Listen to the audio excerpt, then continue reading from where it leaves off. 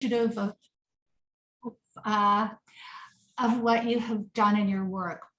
I also want to welcome, we have people here from different liberal Jewish congregations in Toronto, from Holy Blossom Temple, from Har Zion, from Solel, from City Shul, from Temple Sinai, and the Lodzer.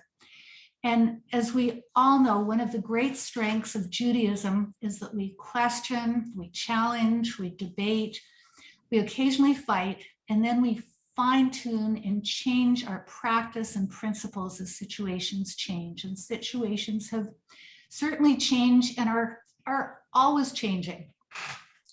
We're grateful for the leaders of the shuls that I mentioned for joining with us in debating the role of Israel and Zionism within the progressive Jewish community. And I just want to thank the members of the Israel Connections Committee of Darchei Noam who've been working on this program. Simon Shapiro, Renata Krakauer, Andrea Spindle, our Zoom angel, Kathy Sikora. And if you have any questions for Rabbi Hirsch, please write them in the chat box to Renata Krakauer. And it is now my pleasure to introduce Rabbi Tina Grimberg, who will welcome Rabbi Hirsch. To all of you, warmest welcome on this Monday snowy night in Toronto. But the warmth and goal for this evening is to learn and to expand and to grow in love deeper for our people, its heritage, and our incredible support and affection for the land of Israel. Rabbi Hirsch, it is my pleasure to welcome you from the city I also love, New York, where I learned and lived before coming to Toronto and having privilege of serving Darchei Noam and continue to do so. Rabbi Hirsch is a senior rabbi of Stephen Wise Free Synagogue in New York City. He is recognized internationally for his leadership in Jewish affairs and is frequently cited in the media. He served for 12 years as executive director of the Association of Reform Zionists of America, ARZA, the Israel arm of the North American Reform Movement. Rabbi Hirsch has a law degree from the London School of Economics and served as a tank commander in the IDF. I know and that you are extraordinary, Rabbi Hirsch, dynamic speaker. You speak from passion, you speak from knowledge, and you speak from courage. And therefore, we are at your feet with thirst. We want to learn from you. May we also see you in person as we continue this relationship of seeking of knowledge and understanding in love. Welcome.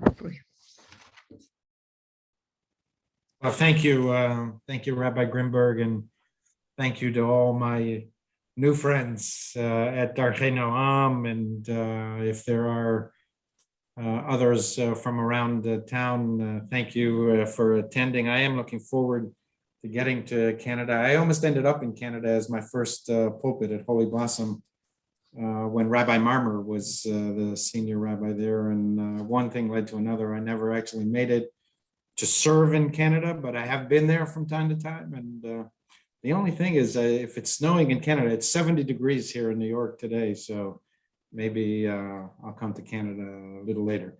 But it really is good to be with you. And I thank you for the opportunity to spend time together. And as Bonnie mentioned, to open our eyes and open our minds and have the opportunity for dialogue. I thought I would start.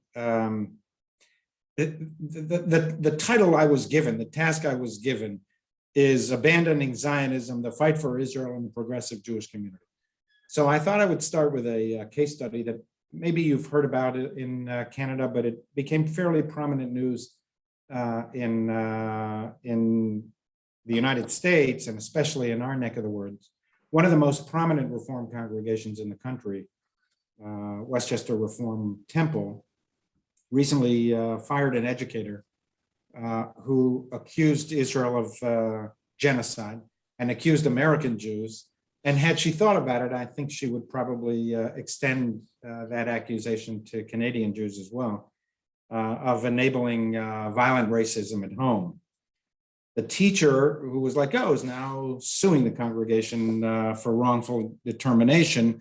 And whether expected or not, you know, the story got to the pages of the New York Times, and that always makes Jewish discussions and Jewish episodes much more consequential because the New York Times is the international paper of record. But beyond that, a lot of Jews, maybe most American Jews, get their sense of what Judaism is from the learned staff and editorial writers of the New York Times, not from rabbis or synagogues or Jewish professionals. So once this story reached the New York Times, it became a really important story.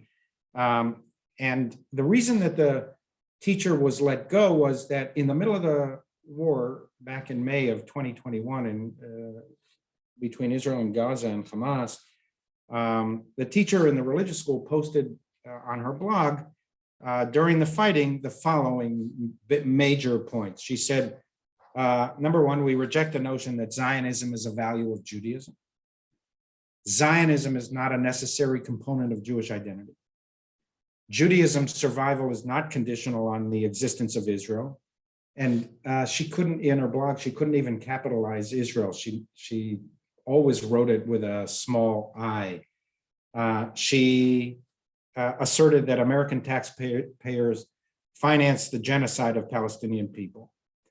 She drew a connection between police violence and police departments in the United States and Israeli settler colonial violence, where she asserted that it's Israeli police departments that are training American police departments, and that is responsible for some of the racist acts of violence committed against Black and brown people in the United States. She also said that Israel's role as a safe haven is a false narrative. I would only say parenthetically about that, and I'll maybe if we have time, I'll relate to that further. You tell that to the expected 100,000 Ukrainian Jews and Russian Jews who are expected to come to Israel in the coming weeks and months, that this era of Israel being a safe haven is a relic of the past and has nothing to do with a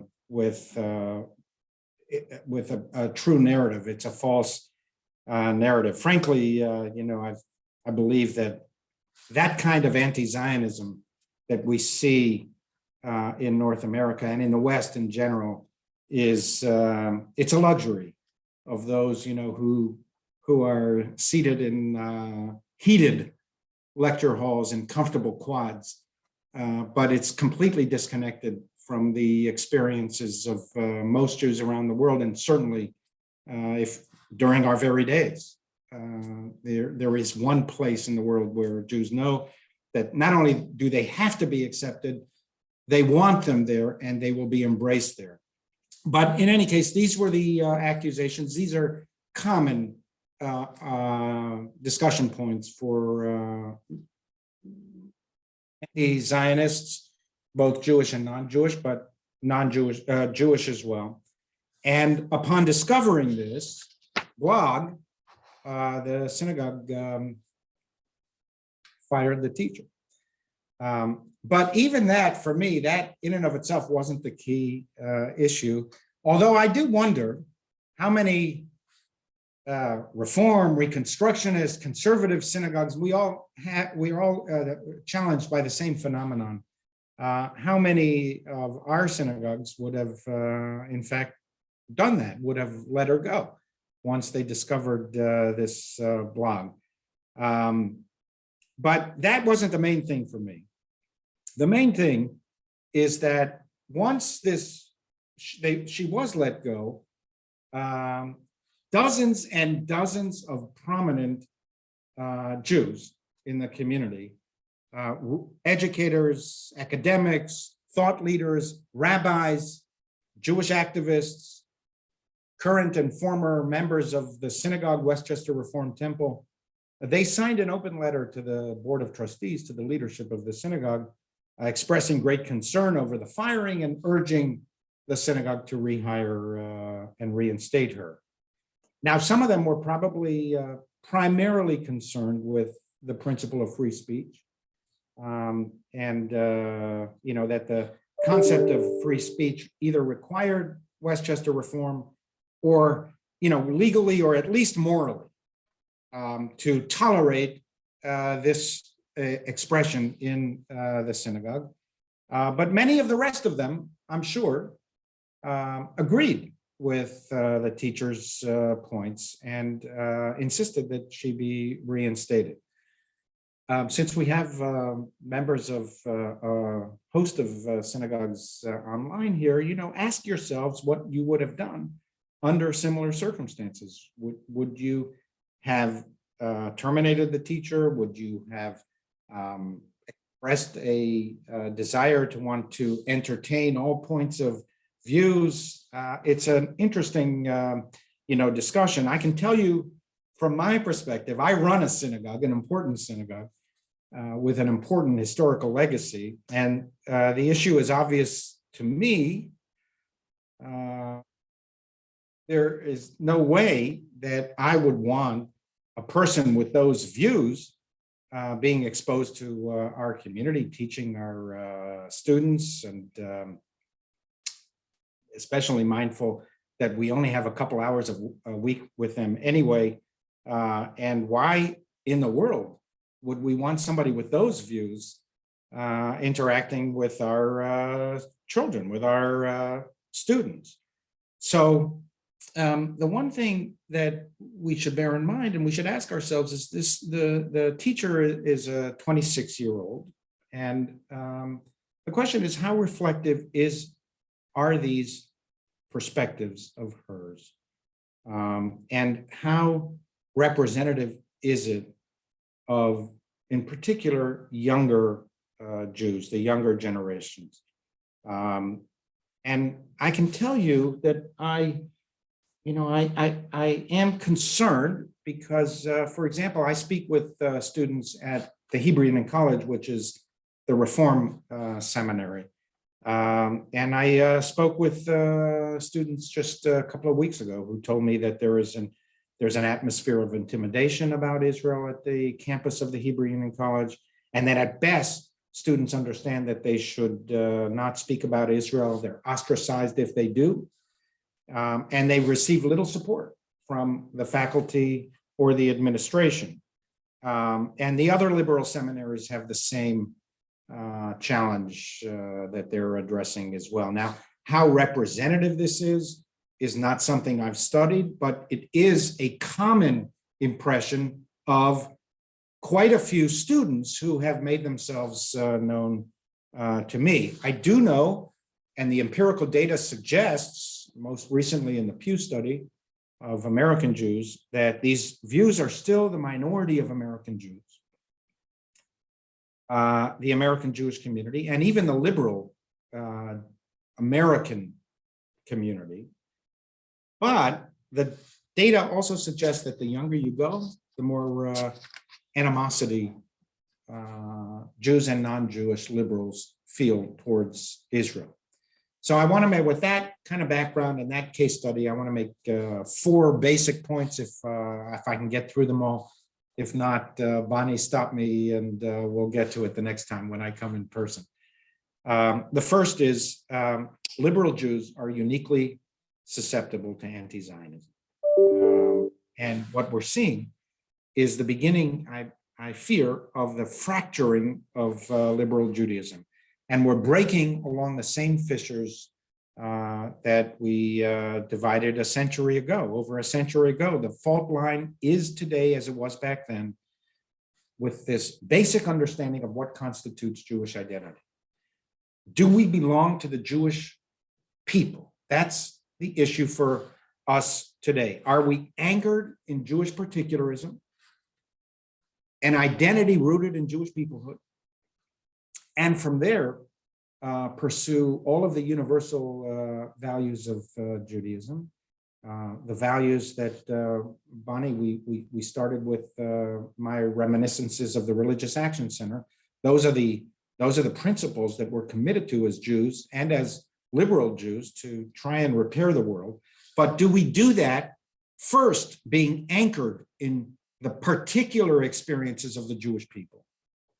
Or are we primarily universalists who may pray in Hebrew, perhaps we study some Torah, but this insistence on Jewish distinctiveness is an embarrassment at best, or at worst, is an impediment and a contradiction of universal values.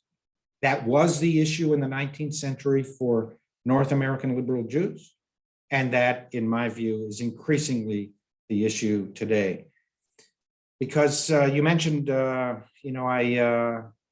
was the director of ARTSA for 12 years. For years, I pondered, how it could be that the founders of the Reform movement, of Reform Judaism, would simply abandon the concept of Jewish peoplehood. And I couldn't get my mind around it. How could we turn our backs on the concept that anchored Judaism for 3 millennia, this concept of Jewish peoplehood, and with single-minded conviction that was really a form of messianism. Reform Judaism asserted, this was straight from the Pittsburgh Platform, which was a great document that really, in the sense of it, really encapsulated the spirit of the times, where we said we no longer consider ourselves a nation, but a religious community.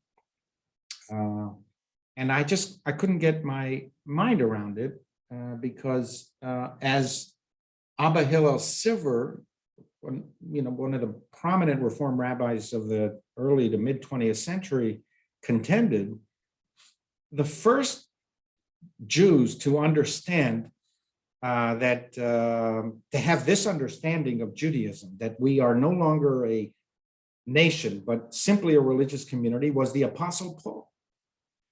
And according to Abba Hillel Silver, had we continued down this route, the same thing would have happened to us. We would have split from the mainstream of the Jewish people. And so for years, I kept on thinking, how could it be that 2,000 years later, that we were returning to that essentially Christian understanding of religion, that the Jewish experience is not anchored in Jewish peoplehood, but we had surpassed that phase of history, and that we are now devoted to the higher concept of universal brotherhood.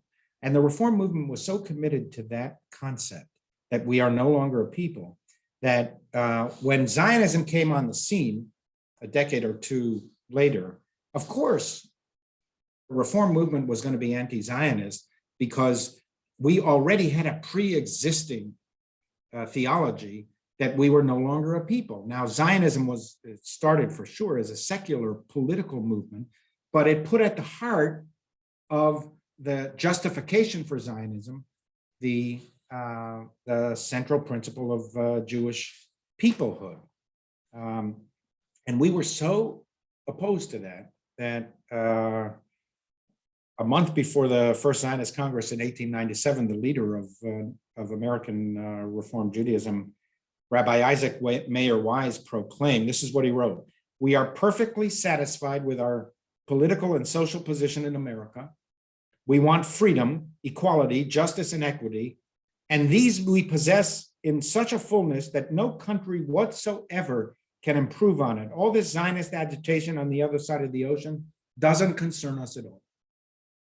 And that was the impression.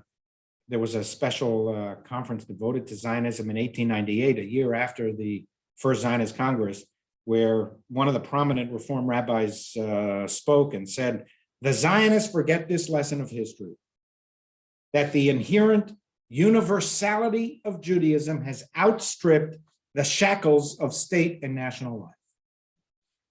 So that was the position.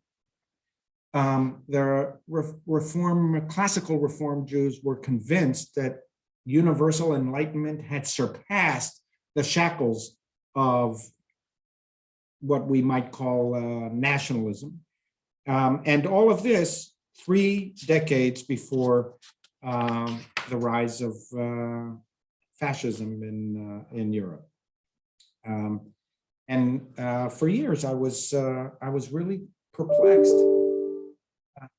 We could have been so wrong. Now, looking back at history, it was obvious, but what I realized, including from my 12 years of leading ARTSA, the Zionist entity of the Reform movement, the Zionist arm of the Reform movement, when I kept on running into rabbis, but especially trustees of what was then the UAHC and is now the URJ, I kept on running into people who were cool on Israel and could barely utter an approving word.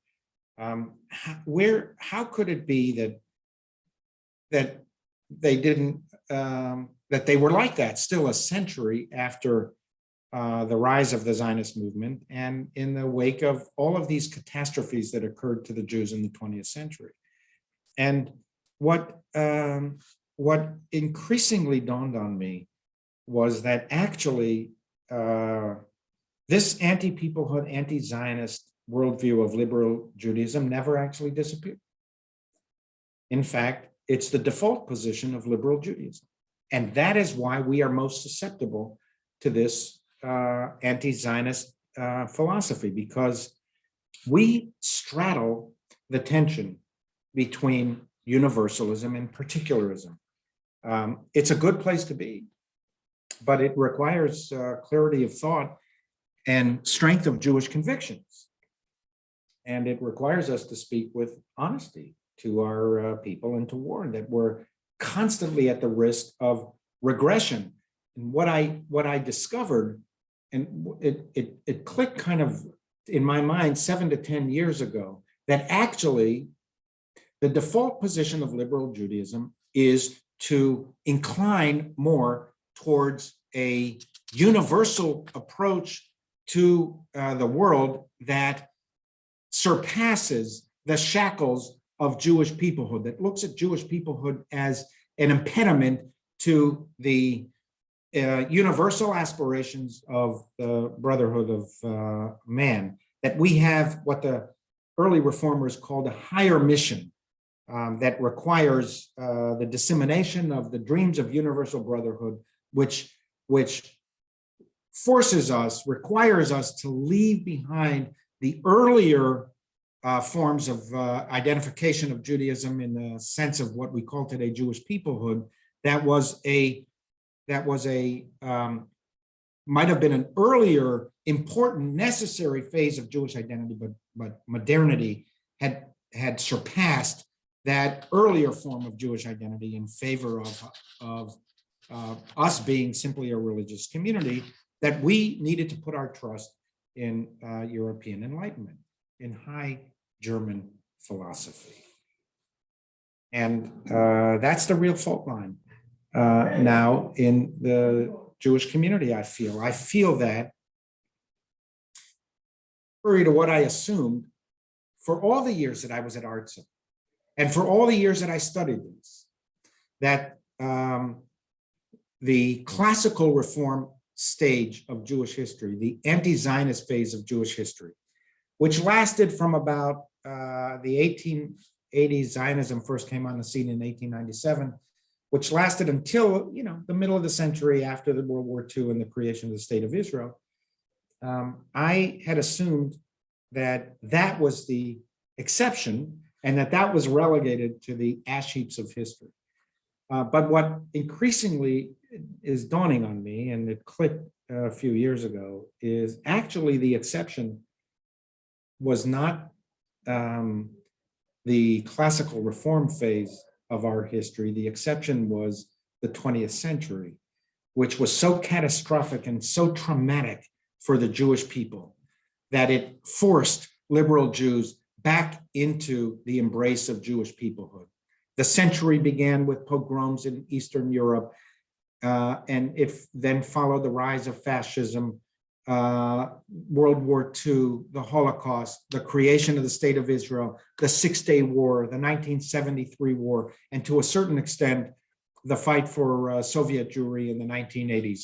These were blood-soaked years, traumatic years for the Jewish people that decimated our people and forced even the reform movement, even liberal Jews in North America and in the Western world, back into the embrace of Jewish peoplehood. But in the last, since the 1980s for sure, 2 generations of Western Jews have grown up, have been born and grown up with no sense of existential threat to the Jewish people. They do not feel that Israel is under any kind of existential threat. If they think about it, it's the opposite, whether rightly or wrongly. Their impression is that Israel is empowered and is the most powerful force in the Middle East, and if anything, uses its power to oppress other peoples and other nations, and is the regional bully, contrary to enlightened universal values. And so 2 generations of North American Jews have grown up with no sense of threat, existential threat against the Jewish people, and no no sense of existential threat to Israel.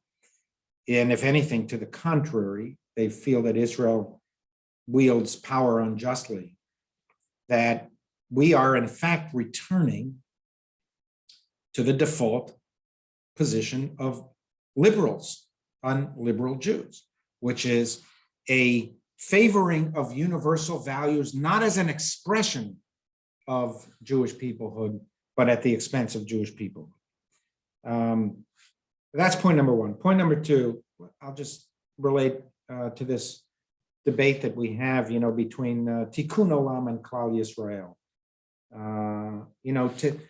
Tikkun Olam meaning repair of the world. It's kind of become a slogan for, especially for Reform Jews, that prophetic values need to be, and that universal values are in a sense akin to prophetic values, and our task in the world is to practice Tikkun Olam as the highest aspiration of world Jewry.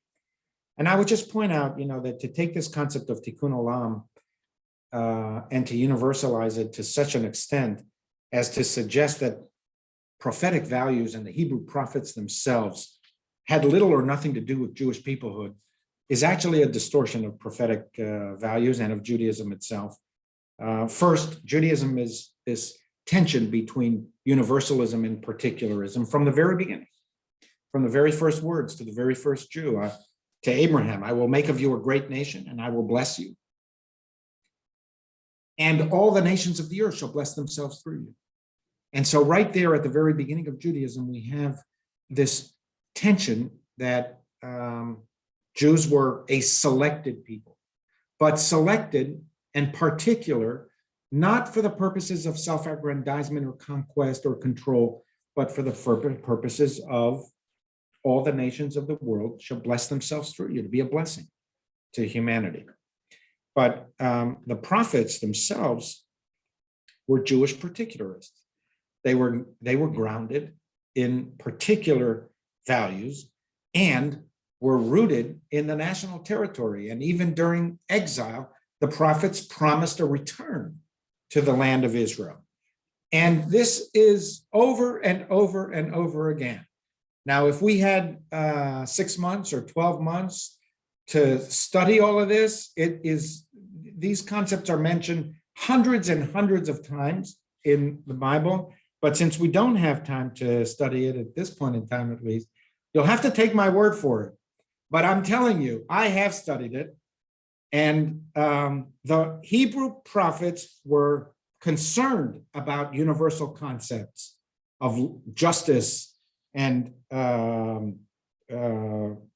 equality, and all people were created in the image of God, but they were rooted in the experiences of the Jewish people, and they were wedded to the concept of nationhood and national territory. And I'll just give you a couple of examples from the things that you probably know.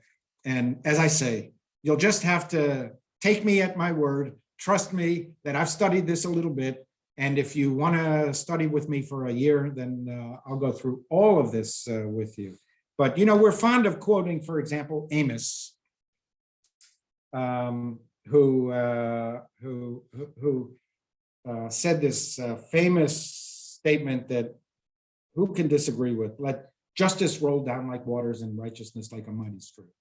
It actually was one of the slogans of the civil rights movement. Martin Luther King would often in his speeches quote the prophet Amos, let justice roll down like water and righteousness like a mighty stream. But people never quote the final words of Amos. The whole ideological worldview of Amos, not only of Amos, but of all the prophets. Amos ends the book of the book of Amos, the book of Amos, with these words: I will restore my people Israel. They shall rebuild ruined cities and inhabit them. They shall plant vineyards and drink their wine. They shall till gardens and eat their fruit. And I will plant them upon their own soil, never more to be uprooted from the soil I have given. That was Amos's worldview. So to suggest that the Hebrew prophets were universalists divorced from the particular experiences of the Jewish people is simply wrong. And it's a distortion of Judaism. Micah, who said, what does God want of you? Only this. You're familiar with this? Do justice, love mercy, and walk humbly with your God. Micah, he was the prophet who said God will take back the Jewish people in love. Micah, who said they shall beat their swords into plowshares and spears into pruning hooks, and nation shall not lift up sword against nation, and neither shall they know war anymore. Also said, I will keep my faith with Jacob and my loyalty to Abraham as I promised. So again, I can go on and on, but when you hear task is to practice tikkun olam, at that very concept, the concept of prophetic values is a concept rooted in the centrality of Jewish peoplehood. And anybody by word or by implication, by silence, by deed, suggests that tikkun olam supplants Jewish peoplehood, or tikkun olam only means a soup kitchen in Guatemala and never means a soup kitchen in Israel, or a soup kitchen in Ukraine, or a soup kitchen for Jews in a retirement facility in Eastern Europe, is just distorts the concept of tikkun olam and prophetic values. I want to make about Zionism and anti-Zionism. I think it's clear, therefore, that you can understand that the Zionist movement did not create a theory out of nothing. It was about restoring atrophied principles that were dormant in the Jewish world for 1800 years. And the greatness of Herzl, who was a secular Jew and completely accepted the Enlightenment bargain of we'll leave you alone. All you have to do is be loyal citizens and then practice your religion as you want to, because of the universal European values of the Enlightenment. He comes to realize that actually the Enlightenment is not the solution either. Universal values is not the solution either, not because ideally one day humanity might not reach that situation where the lion will lie down with the lamb and none shall be afraid, all shall sit under vine and fig tree and none shall be afraid, but because he's sitting in the heart of Europe, and he comes to the conclusion that that trust that Jews like him vested in European Enlightenment was misguided. It was entirely premature. And he comes to realize, and he writes in the Jewish state, we are a people, one people. We shall live at last as free men on our own soil and die peacefully. And the world will be liberated by our freedom, and we will be able to contribute. The world will redound mightily and beneficially to the good of all mankind. And so what Herzl understands from a secular perspective, and it's really miraculous when you think about it, because he was a completely assimilated Jew. He understood that we are a people. He understood that we aspire to freedom in our own soil. And he understood that we shall be a blessing to all mankind. That's the aspiration. And that fundamentally are the pillars of what he proposed as the principles of Zionism. And remember when he did this, he's sitting in Paris as a journalist in the heart of the very capital of liberty, fraternity, equality, and egalitarianism. And he sees this explosion of anti-Semitism around the Dreyfus trial. And he realizes that the age of reason, science, logic, emancipation also cannot solve the Jewish problem. And he therefore says, listen, we've tried everything to solve the Jewish problem. And even in the very capital of Western Enlightenment, they still persecute Jews. He said, we tried just minding our own business. That didn't work. We tried converting to Christianity. That didn't work. We tried assimilation. That didn't work. We tried integration along the lines of European Enlightenment philosophy, and that didn't work. And he realizes that in the aftermath of this vicious public anti-Semitism around the Dreyfus affair, that in fact, European Enlightenment was not the solution as well. It couldn't solve the Jewish problem. And therefore, he concludes the only way to solve the Jewish problem is to get out of the way. Integration doesn't work. Nothing works. And it must have been shattering for him when you think about it, because he had fully bought into the Enlightenment experience and the bargain that Enlightenment thinkers were proposing to the Jews. And he writes in The Jewish State, we have sincerely tried everywhere to merge with national communities in which we live, seeking only to preserve the faith of our fathers. It is not permitted us. We shall not be left in peace. And therefore, having tried everything else and nothing succeeding, Herzl intuits, and the early Zionists who were European intuit and fear a catastrophe for European Jewry. Now nobody, I don't think, could have predicted the dimensions of the Holocaust.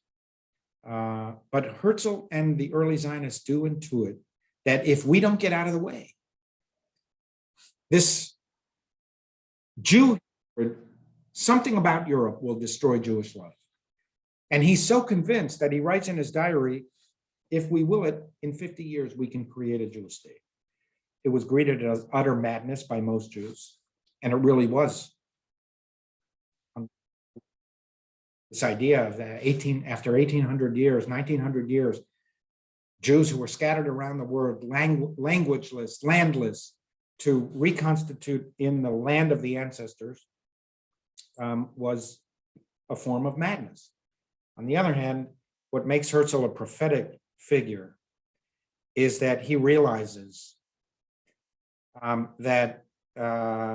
he realizes this in the very capital of Enlightenment in Paris, that anti-Semitism is an incurable disease. Under some circumstances, maybe it can be managed, but it's a chronic disease. And some therapeutics might be better than others, but and more effective than others. But there's no vaccine for this virus of anti-Semitism. And thus, they proposed this theory of the recreation of the Jewish state, which on one hand is so optimistic that many people thought it was lunacy. In 50 years, after exile of 1900 years, we can recreate the Jewish state. But if you think about it, it's deeply rooted in a really existential pessimism, which is we can't get out of the way of anti-Semites, even in the capital of European enlightenment.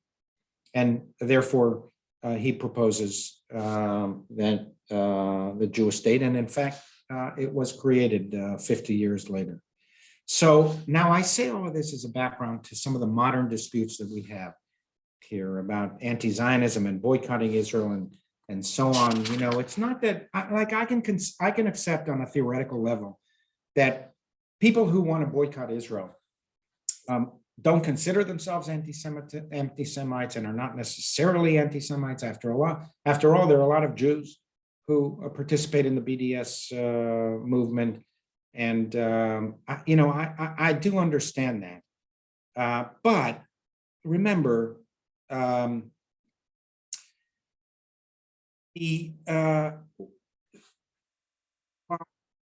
it might be true on a theoretical basis that this is a way for some people to express opposition to Israeli policy, and they want to pressure the Israeli government towards a certain, in their view, more humane policy towards the Palestinians and other various policies.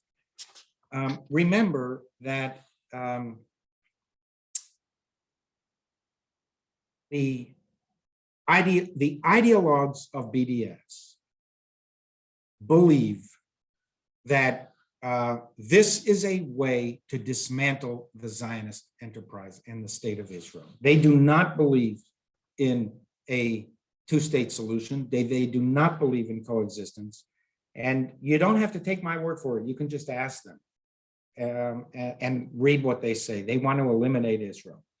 And when they say, Palestine free from the river to the sea, what they mean is the establishment of a 23rd Arab Muslim state, not living side by side with Israel, but at the expense of Israel. And it's code for dismantling the one Jewish state in favor of creating a 23rd Arab and Muslim majority country.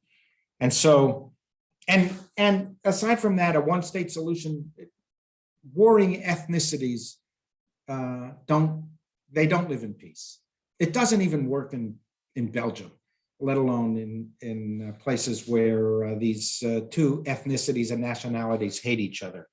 And so the question then is for us, what is the red line? What is the breaking point where we say anti-Israel activity and sentiment spills over into anti-Semitism? And I would just share with you what I think and where I draw the line. I'm all of harsh debates in the Jewish community. That's what Judaism is. I'm all in favor of harsh criticism about Israeli policies from wherever it comes from Jews, from non-Jews, from Palestinians. Jewish tradition is based on this kind of argumentation. And frankly, that's the basic principle of democracies. We carve out as much public space as we can to argue, debate, reason with each other, because we believe that these are the best ways to find truth. But if you deny Israel's right to exist, what you are doing is you are denying the very fundamentals of the Jewish faith, of Jewish civilization. It's one of the reasons why I went through this background with you, beginning with the very selection of Abraham. And if your goal is to eliminate Israel, if you deny Israel's right to exist, if your objective is to dismantle the Jewish state, if you claim that Jews fabricated history, if you argue that the people of Israel never settled in the land of Israel, that it was all made up, it was a Zionist plot, we can't stand with you. And to me, that constitutes anti-Semitism. And I would say beyond that, to those who seek to impose that on us, you don't get to decide what Judaism is for us, for Jews. You only get to decide whether you'll accept us as we see ourselves. And we see ourselves as a people. So it's not for you to say, well, we'll accept you in this or that protest march. We'll accept you in the civil rights struggle. We'll gladly include you in Black Lives Matter or in whatever social justice cause you agree with. But first you have to check your Zionist credentials at the door and prove to us your anti-Zionist bona fides. You don't get to decide that. You only get to decide whether you're prepared to accept Jews as we define ourselves. And this brings me to my last point, and I'll say this will be my briefest point, but because we're out of time, but you can pursue this with me later on. We have to fight back. For the group that I've been in contact with for the last several months, you know that we've launched a close to $2 million campaign here in our synagogue to fight back that will include a whole host of activities that in the end we'll get to Canada as well if you want it. But my bottom line message to you is, if you disagree with all of what is coming our way from both from within the Jewish community and outside the Jewish community, you need to fight back.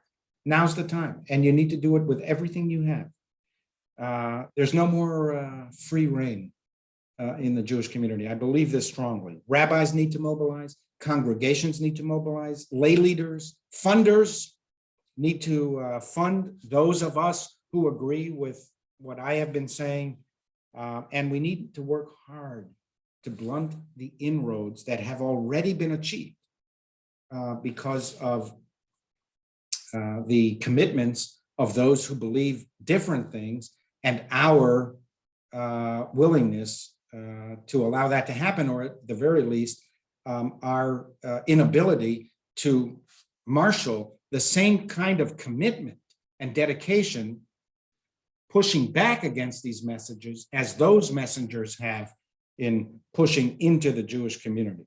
And I say, of course, we're entitled to our own views. That goes without saying. But our institutions are not to provide a platform to the most ferocious opponents of Zionism. There are plenty of other platforms for them to use. We're entitled to our views, and we're entitled to say this is what our institution believes. I'll give you one final example. And this is an ongoing discussion I have with our seminary, the rabbinical seminary, the Hebrew Union College. The HUC, as is the CCAR and the URJ, we are all Zionist institutions. We are committed by word and often by deed to Zionism. There's a broad consensus, if not unanimity, in principles that we are Zionist institutions. And so if we're a Zionist institution, if the seminary is a Zionist seminary, shouldn't we be producing Zionist rabbis? And if we're not producing Zionist rabbis, shouldn't we be asking ourselves why and trying to figure out how to repair it? And if we're a Zionist institution, aren't we entitled, even as early as the admissions process, to query applicants to our rabbinical schools, what they believe about Israel and Zionism? And if they voice profound anti-Zionist sentiments, aren't we entitled to wish them well in their studies somewhere else, not in our seminary? So it's not only about, what the principles that we profess on a rhetorical level. It is how determined are we in all of our institutions to act in accordance with our principles. And our principles, I say for all of us who are Reform and members of the URJ, I can say that for sure, our principles are rooted in Jewish peoplehood and Zionism. And therefore, things are becoming acute in the Western world and in North America to such a degree that we really have an obligation to fight back in every way we possibly can, and in effect to say, you're entitled to your views. We're entitled to our views. Here is what we believe. We're no longer giving you free rein to encroach on the Jewish community. We're going to fight you in every way we possibly can, and debate you and prevail upon you in the eyes of the larger Jewish community. And we are going to educate our children beginning in childhood in fundamental values of Jewish peoplehood and Zionism. And that's the task for us now as we move further into the 21st century. With that, I will conclude, and thank you all. You've been very kind to hear me out. So listen, so I've used the entire hour. If you have another 10 minutes and you'd like just a brief discussion, I'd be. Yes, thank you. Thank you, Rabbi Hirsch. You just held us spellbound.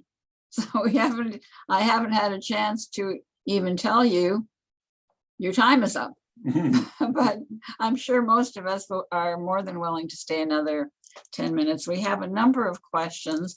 I think you certainly answered a lot of mine, but I think the most complex one here is the very first one, and I'm having a hard time translating it into a simple question. And I guess I would ask, how does this play out in a congregation such as yours and ours and many others? You have people who are genuinely, in their hearts, good Jews, and they're devoted to Torah study and to Talmud study. And they, like many other historical figures in our past, do not support the concept of Zionism and Israel. Sometimes I wonder if it's because Zionism, the country, Israel as a country, is less than perfect. It does not meet the criteria of what it was intended to meet. So the question here is, when we have been oppressed, they never, Hitler didn't ask, are you a Zionist or you're not a Zionist? You're a Jew, and that was enough for him. So how can we, or should we, or can we, and pardon me, the person who's put this forward for trying to translate it, how can we not include them in a big circle and with brotherly and sisterly love? We should. We have Am I an clear? obligation. We absolutely should. We have an obligation. By the way, for all of those who are opposed to Israel or even uncomfortable with Israel because it doesn't meet all of our Jewish standards, you know, from time to time, Canada doesn't meet all of our standards either. And, you know, you're still there and you support Canada, quite rightly too. So our task is to try and influence the Jewish state to act based on more consistently on principles that we value, if that's our worldview. But look, I mean, first of all, we're such a small people, you know, we make a lot of noise, but we're less than 0.01% of the world population. You can fit all of the Jews of the world into one Shanghai neighborhood. So it's not in our interest to excommunicate fellow Jews. And we need to, for reasons of theology as well as historical destiny, we are bound to each other, and we have an obligation to try and understand each other and embrace one another. And Judaism always tolerated a very, very large space for diversity. And that's who we are.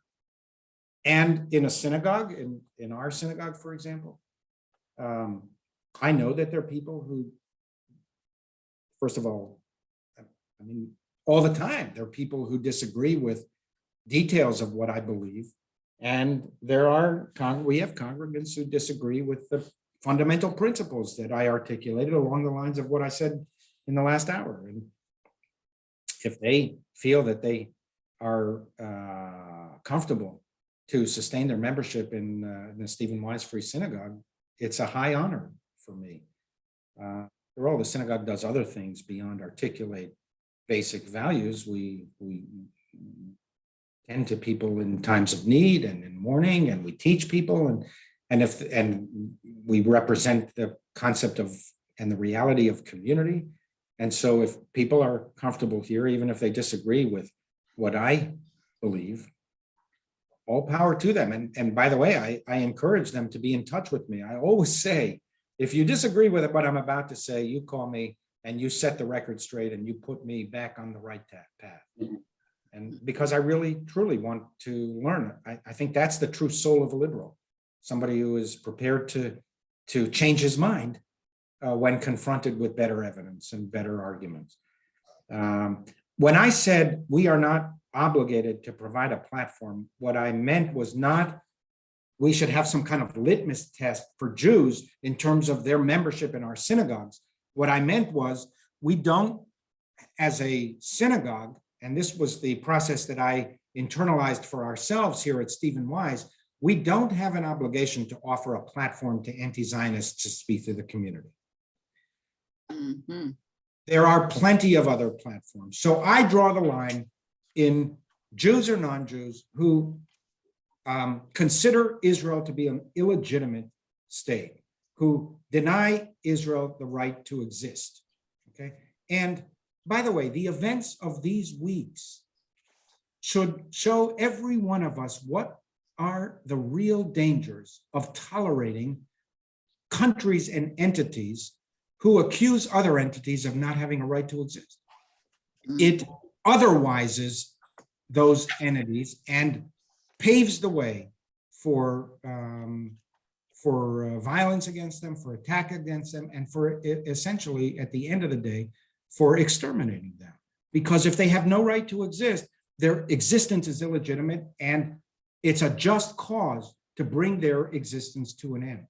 That is what the Iranians claim. That is what Hezbollah claims. That is what Hamas claims. And so that is what BDS claims, although their views are advanced not necessarily through violence, but through persuasion, which is better than violence. But still, their fundamental argument is Israel has no right to exist. And so, if that's your view, fine, that's your view.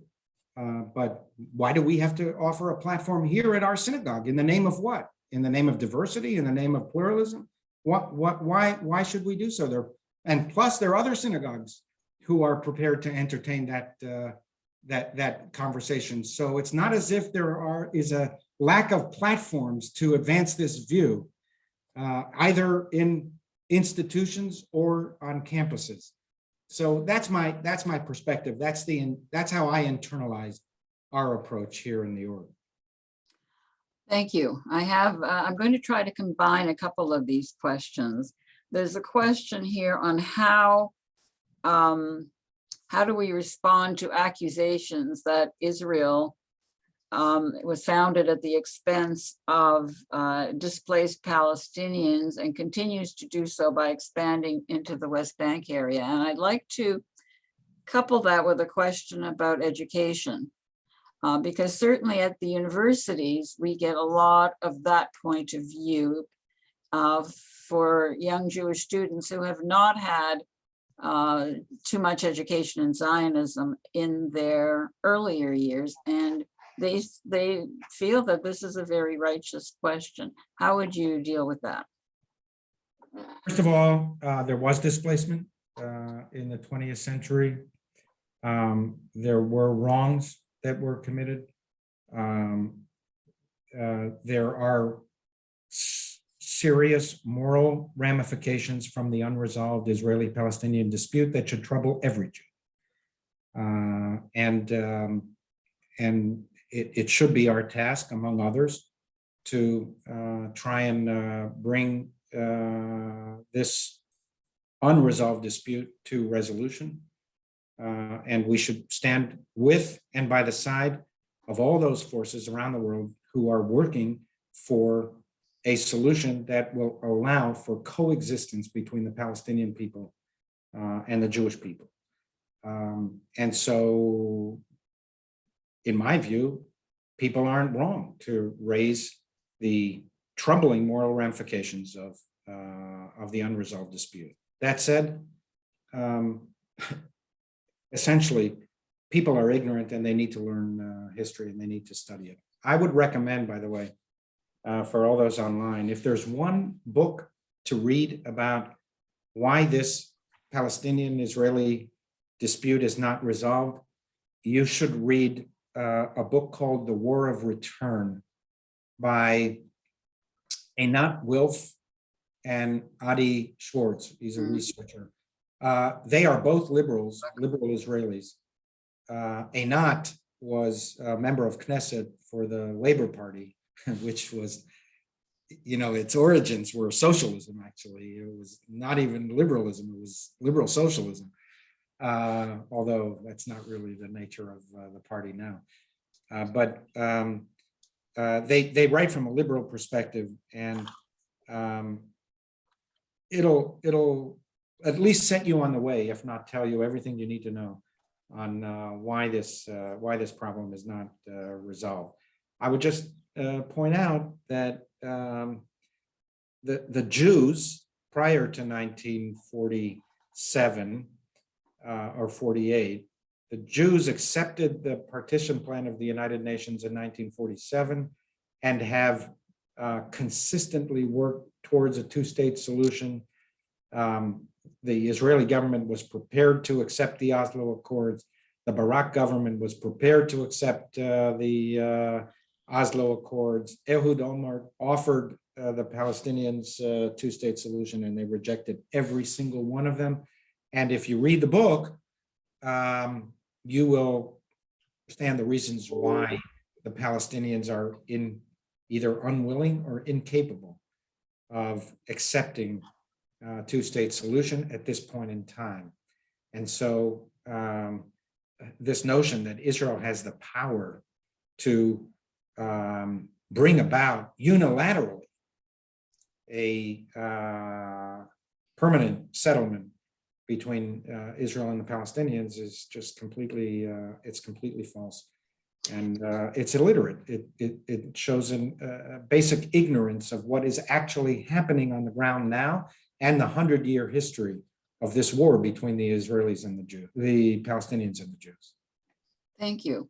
And I think our Rabbi, Tina, would like to say a few words. So first of all, Rabbi Hirsch, my dear colleague, I would like to, and this is not a thank you, the team will take care of that. Unfortunately, I have another meeting that I would have to go. So I wanted to say from the bottom of my heart, first of all, personal thank you. I love being your student.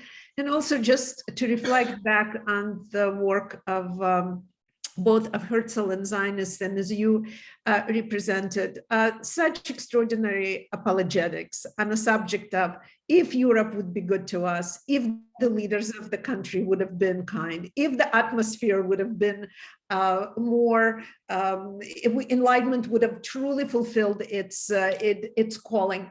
Somehow, then the necessity of the state of Israel coming into fruition would not have been an issue. In other words, state of Israel is a triage. When I get in trouble, that's where I have a place to go. This is my total security. And I would like to say that among other nations, to have a place that speaks its exquisite language, that has music and its history and its vibrancy and its brilliance and its own Nobel Prize winners and men and women selling things at the shuk or anywhere else. Men and women walking the land and working the land. There's something absolutely extraordinary you can only get when you're in the land. You cannot do that by proxy, and you cannot be only a diaspora Jew. And I would like to say that one of the answers. And to my dear Darkei Nomads, I've promised the trip again. We used to go a lot more regularly. Few things came our way. To say to the rest of you, it is our presence and our vibrancy and our commitment in education. And as far as diversity, argument is good. But love is good and devotion. So Rabbi Hirsch, I look forward to seeing you in New York and also here in Toronto. Would love to cook a good Shabbat meal for you and your family. So welcome and forgive. And to my dear team here, Israel Connection Committee, you're pretty terrific and love working with you. And forgive me, I have another engagement. So Baruch, be safe and well. Okay. So perhaps I can ask you one last question, and I have to thank all those people who have persevered and stayed with us. I think it goes without saying, it's thanks to you, Rabbi Hirsch. Somebody has asked this question that I think speaks for a lot of us. Can you give us some examples of what you mean by fighting back and how we can apply that to each of our different, there are people here from different congregations and to our own congregation? Broadly speaking, I think, and I'd be happy to follow up on this if anybody would be interested, just, we'll either call or Zoom. But broadly speaking, I think there are two ways, two avenues we need to pursue. Number one is pedagogical and education. That in turn is long-term and long-term and short-term. In the long term, we must insist from as early age as possible in instilling the strongest possible Jewish collective identity in the children that we're educating. Anchored in the concept of Jewish peoplehood, love, ahavat Yisrael, love for the Jewish people, love for the Jewish state, and an obligation to fellow Jews, as the Jewish tradition says, Kol Yisrael arevin ze bazeh. All Jews are responsible one for the other. That's a long-term proposition. That's Jewish identity building. We need to have the basic approaches, the curricula, and the discipline to instill that message over and over and over again for as long as parents send their children to us. That's a long-term educational proposition. In the shorter term, educationally, we have the obligation to provide people who are more on the front lines, middle school, high school, college students and their parents, and arm them with information about, so that they can respond to the unfair attacks on Judaism that spill over from time to time into downright anti-Semitism. And many of our people who are educated rightly in the principles of liberalism, social justice, social repair, are illiterate in Judaism and in knowledge of the Middle East. And when they're confronted with people who are true believers, are opposed to Israel, opposed to Zionism, know what they're talking about, and dress it in the garb, the clothes of social justice, our people are put at a very severe disadvantage. And so the second, more short-term targeted goal of education would be to do as much intense training for these people to prepare them for what's coming in high school, even middle school, and university, and to include their parents in that. And then the second pillar is public advocacy. We have to be active in countering and confronting rhetorical assaults against Israel, against Zionism, and eventually some of that, a lot of that, leads to antagonism towards the Jewish people ourselves, towards Judaism. And so there's a very, very important public advocacy role for us that, frankly, as I mentioned, our plan that we're launching, we're going to spend a lot of resources on that. So, for example, I intend to launch a podcast, a biweekly podcast in April, to get the message out, and media and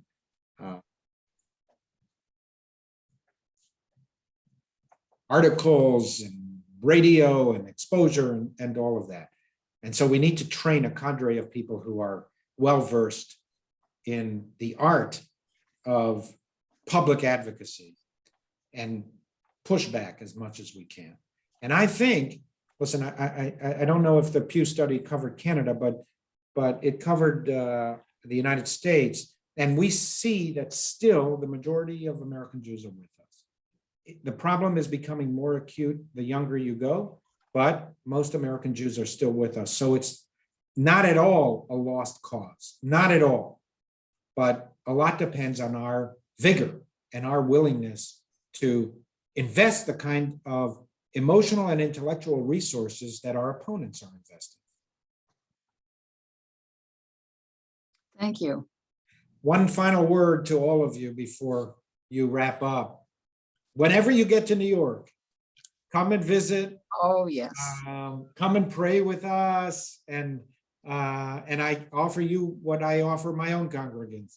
Come in and tell me where you think I'm wrong as well. So Rabbi, thank you so much. It was inspiring, it was educational, it was wonderful. But rather than thanking you with words, I'm going to encourage everybody who is on with us tonight to, whether it's at the Kiddush table or in the classroom or the congregation or wherever you are, where you hear that Israel is being attacked, have the courage, like Rabbi Hirsch, to stand up and defend. Let's not depend on our institutions, on higher level pushback. Let's take it upon ourselves. I have to tell you, it's an uncomfortable thing to do, but you get stronger and you find that there, as Rabbi Hirsch said, that there are a lot of supporters of Israel that perhaps not as loud and as vocal as some who attack us. Anyways, and we see that lesson from the Ukraine. We see that that things can change quickly, and we have to be able to take care of ourselves and support our own people. And as we never end anything Jewish on a downturn. So we're going to end. And I'm going to ask everybody who feels comfortable to stand and join with Lenka Lechtenberg. And she's going to lead us in a poem and what later became a song. It was written in Zolokhov in the Ukraine 145 years ago. So let us stand and sing Hatikva together.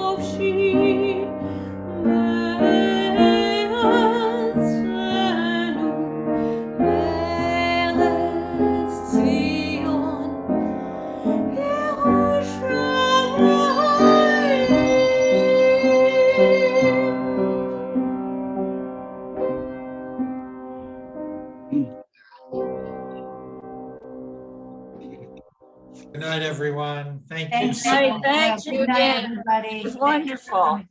Thank you, Rabbi Hirsch. My pleasure. Thank you, Linka. That was beautiful. It was Thank beautiful. you. That was fantastic. Thank you. Good night.